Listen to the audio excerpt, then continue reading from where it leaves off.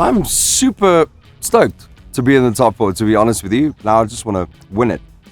So hopefully today is not going to be too intense and I can just remember to stay calm at all times. I'm quite excited for the macro photography. I've never done it before, but always been pretty interested in it. So I don't know what to do with those lenses. I don't know how macro works at all. So macro photography, as I understand it, is like a portrait, but for the very, very tiny insects and whatever is tiny. I'm learning that you need to be very stable when shooting in macro, and you need to be literally, it's not, I thought it was a lens that zooms very close to an insect.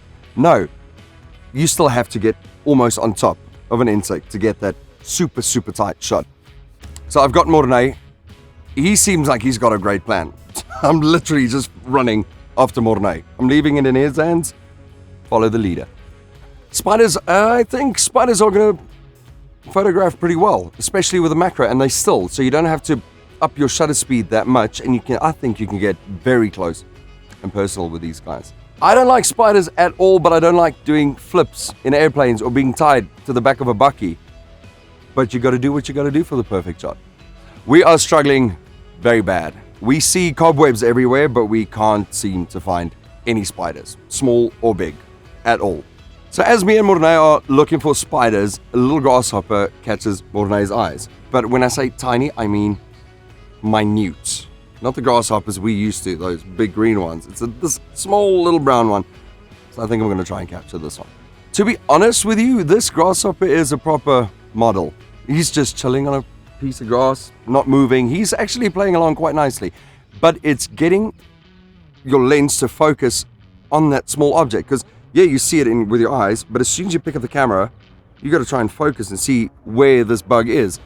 That, to me, is the hardest part so far.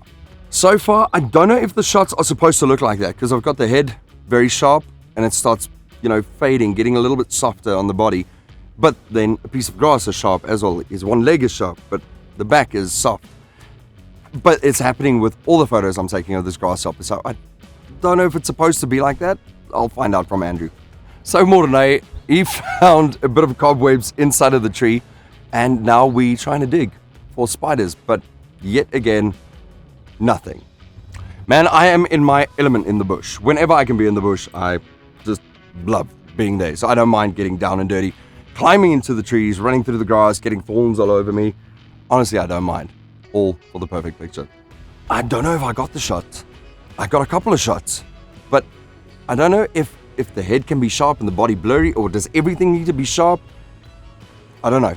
They're good, but I don't know if they're great. I don't know what makes a great macro photograph at all, but I'm just hoping for the best. I don't know if anyone told Lasizwe, but we need to be quiet on a game drive vehicle. Lasizwe is here singing Hakuna Matata or Naasemenya. I don't know if we're going to get the animals with them singing like this. I can definitely feel there's tension brewing between contestants. It's getting close now. Lasizwe still asking for settings. Not willing to give my settings to Lasizwe. I'm just going to change all my settings and be like, yeah, there we go. Shutter speed 1/30 on a moving object, and you got to get it sharp. No, but you can feel like nobody's really talking, making little jokes here and there. This is pretty intense. Seeing an elephant lie in the middle of the road. I've taken pictures with elephants, but they were standing and they were trained. This one is wild. It can wake up at any moment. So I don't know how long we have to get the shot. So I'm a bit nervous, but super excited at the same time. When I see a conservation photo, I don't know. It could be quite a lot of things. It could be teaching the youth about rhinos, elephants, whatever the subject is that you're capturing. Or it's just simply capturing emotion. And that's what I'm going to try and go for, is hardcore emotion. So my plan with this is just provoking emotion. It's when an elephant is on its own, lying on its side, you hardly ever see photos like that.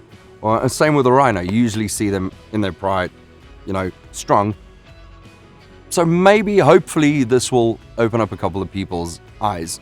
Just this vulnerable animal lying there, still depending on us as humans to help them. Man, oh man, if I have to push Lesizwe or Jono out of the way again. My fuse is getting like this now. Because obviously we're all trying to get the perfect shot. There's a hell of a lot of people there. You're trying to get in between them. It's hard. So I'm just going to grab a collar, try and signify, but I want to wait till the end. Otherwise, once again, everybody is just going to jump in and take the same photo. I'm positioning the collar between the front legs and the trunk because to me that is a much better angle, but I'm going to go quite low and shoot it almost up towards the elephant. I feel if you shoot its tummy or the behind, it's not going to be as flattering as doing it from the front. So with the elephant, I have to create the moment because it's a bit too chaotic to hopefully capture the shot. In some sense, I think it's going to be a luck shot for some, maybe even for me. But I'm just going to place the collar and create the moment. Awesome, we get to shoot a rhino. We thought we were only going to do an elephant, but they just said, we're going to get a bonus. They have to do a rhino today. Hopefully I get the shot. He's pouring water over the rhino, so I'm jumping off immediately. I think we're still moving, but I'm just going to jump off, try and get the shot before anybody else gets there. I'm getting quite a lot of shots with the rhino. I'm getting where he's pouring water over him, where the kids are interacting with him, which could tell a story in of itself. I'm just trying to get the rhino by itself with literally just one vet or one ranger with it taking care of him.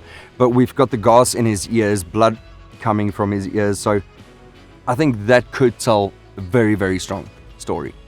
My gut keeps telling me to go with the rhino shot, but I know the judges aren't gonna see the photo with my gut, so I've got to give them as perfect as possible. So I'm going with the elephant, even though it's not my favorite. It's just everything is sharp, everything is in focus. It does tell a story as well. So I'm going with that one, but I'm going to change it to black and white. Yeah, I'm not very safe. I don't feel very safe. I literally saw Lesizwe do this. And for the viewers at home that don't know, this thing changes the shutter speed. I don't know what he was trying to get.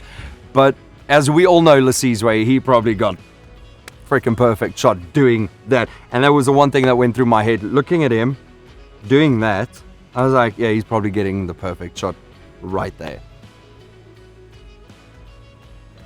The bottom two, again, I hate this position, but I kind of get where they're coming from. I wouldn't have pictured my photo last, but that's my opinion. I feel the ant, though the ant, you can see the hair on the ant, which is like, that's pretty amazing. But I understand where they're coming from with it being very distracting. Yeah, me and Umvelo, we partnered up in the second challenge in the first episode, if I'm not mistaken, and just from there on, vibing every single week. So yeah, it's been great. With the decision being between the two of us, it sucks, but obviously someone has to go home, and I hope it's not me. So I'm going home. That sucks. I was not expecting that. I thought my elephant photo would save it, but clearly it wasn't strong enough. In some sense, I get where they're coming from once again, but then I think it was stronger than some of the other photos. We've made very strong connections between the people that are here, not only the cast, but the crew, the people behind the scenes as well. I think we've all grown to be like this small, crazy little family, inside jokes everywhere. So definitely gonna miss that. Definitely gonna miss that. The thing that I love the most about it is doing things that we wouldn't get time to do in our busy schedules. We're always on the road, so I don't see where I would ever get into a plane and do hoops and flips or help firefighters or play with, well, the puppies. I do that a lot, but you get where I'm going with this. It's been a wholesome journey. My final words on the perfect picture, I just want to say thank you to everybody that made all of this possible. This was literally a life-changing experience. Got to learn things I never would have. Got to meet people I probably wouldn't have met if it wasn't for the perfect picture, and just thank you once again.